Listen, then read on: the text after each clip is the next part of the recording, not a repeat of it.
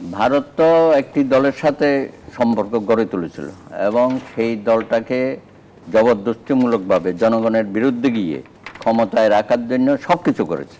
এবং আমরা তো আশা করেছিলাম যে এই পরিবর্তনের পরে একটা বোধোদয় হবে, হ্যাঁ, জনগণের সাথে সম্পর্ক গড়ে তুলবে এবং আমাদের জনগণের ইচ্ছার প্রতিফলন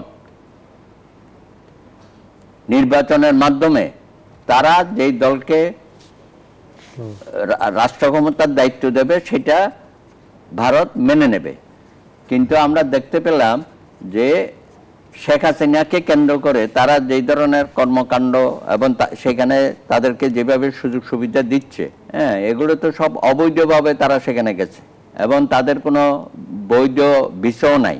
হ্যাঁ, মাসের পর মাস, বছর পর বছর থাকছে এবং অবৈধ টাকা পয়সা সেখানে খরচ করতেছে নানানভাবে।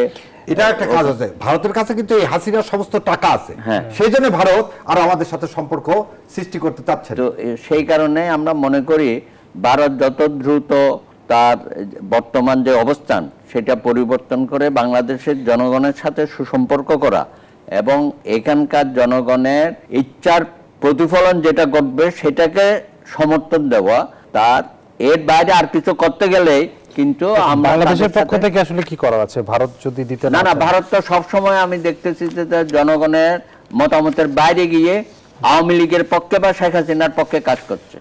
এখন ওনাদের মন্ত্রীরা তো বলতো যে স্বামী স্ত্রীর সম্পর্ক, বা উনি বলেছেন আমার যা দেওয়ার সব কিছু আমি দিয়ে দিছি, এখন তাদের দেওয়ার পারা, মানে তাদের দেওয়ার পারা 2014, 2018, 2024 এইসব নির্বাচন এগুলো আমরা দেখি নাই।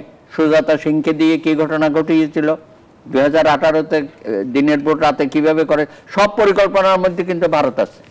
হ্যাঁ, সেই জন্যই আমরা মনে করি ভারত বিগত দিনে বিশেষ করে আওয়ামী লীগের সময়ে যে কাজটা করেছে এটা জনস্বার্থের পরিপন্থী কাজ করেছে। আমরা আশা করব যে আজকে এই রায়ের মাধ্যমে আমাদের যে একটা মনে করি যে শেখ হাসিনার মতো একটা ফ্যাসিস্টকে যে তারা যে আশ্রয় দিয়েছে সেটাও ভারতের উচিত হয় না এবং এটা বাংলাদেশ বিরোধী তৎপরতাকে সহযোগিতা করে।